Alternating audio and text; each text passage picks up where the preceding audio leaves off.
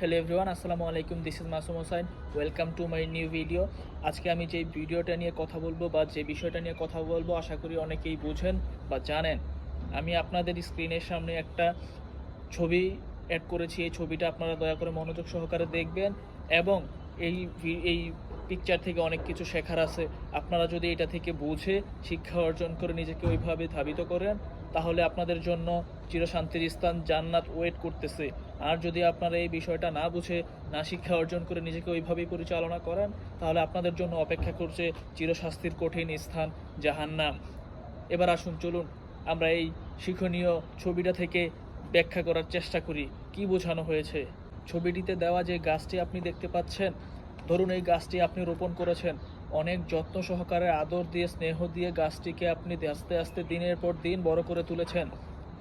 হঠাৎ করে যখন এই গাছের মধ্যে ফল ধরবে ওই ফল আপনি ভোগ করতে পারছেন না নিশ্চয়ই। কেন পারছেন না বুঝতে পারছেন?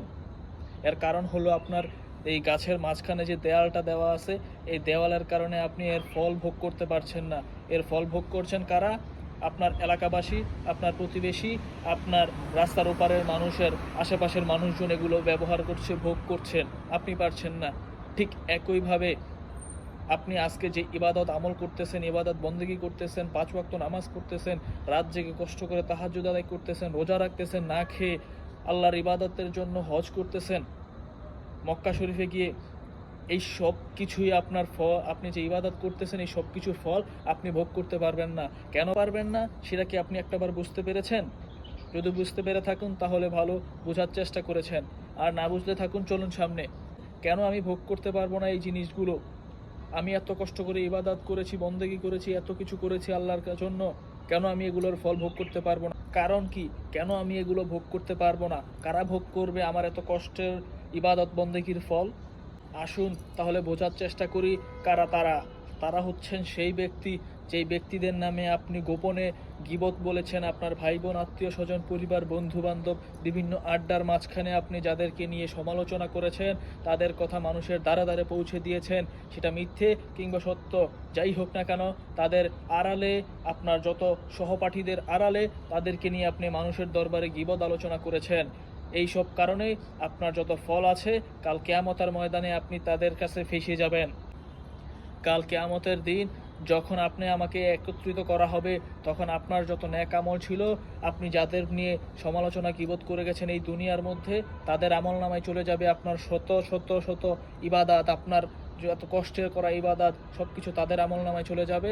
তাদের আমল নামায় যত গুনাহসমূহ ছিল সব আপনার আমল নামায়, আমার আমল নামায় ধাবিত করা হবে। তখন আপনি আমার কিছুই করার থাকবে না। তখন একমাত্র জাহান্নামের রাস্তা ছাড়া আপনারা আর আমাকে কেউ বাঁচাতে পারবে না। তখন আর কোনো রাস্তা করা থাকবে না। তখন আমি আফসোস করা ছাড়া আর কিছুই করার থাকবে না। তখন আফসোস করব, হায় কেন আমি এমনটা করলাম, কেন আমি এমনটা করলাম, কেন আজকে আমি যদি এমনটা না করতাম তাহলে আজকে আমার এই পরিস্থিতি হতো না, আমাকে জাহান্নামে যাওয়া লাগতো না। একমাত্র আমাদের এই বোঝার অভাব, এই বোঝার অভাবের কারণে আজকে আমাদের এই পরিস্থিতি। তাই এই ছবিটি থেকে অনেক কিছু শেখার আছে। যারা আমরা এই ভিডিওটির মাধ্যমে শিক্ষা অর্জন করে যদি নিজেকে ওইভাবে পরিচালনা না করি, গীবত থেকে, সমালোচনা থেকে নিজেকে দূরে না রাখি আমরা, তাহলে আমাদের পরিস্থিতিও এই ছবিটির মতোই হবে। আর এই শিক্ষা যদি আমরা নিজেরা ওইভাবে পরিপালিত না করি তাহলে আমাদের জন্য সেই জাহান্নাম রয়েছে। আর যদি আমরা এটা থেকে শিক্ষা অর্জন করে নিজেকে পরিবর্তন করে যদি নিজের লাইফটাকে ওই রকমভাবে গড়ে তুলি তাহলে আমাদের জন্য শান্তি অপেক্ষা করছেন জান্নাত। আমরা সবাই সব কিছু বুঝে শুনে আমল করার চেষ্টা করব ইনশাল্লাহ। অন্যের গীবত সমালোচনা থেকে নিজেকে দূরে রাখবো, নিজেদের পরিবারকেও দূরে রাখবো, অন্য কাউকেও এসবে উৎসাহিত করব না। আমরা এর থেকে শিক্ষা অর্জন করে নিজেকে পরিচালনা করার চেষ্টা করব ইনশাল্লাহ। ভালো থাকবেন, আজকে এ পর্যন্তই। আসসালামু আলাইকুম।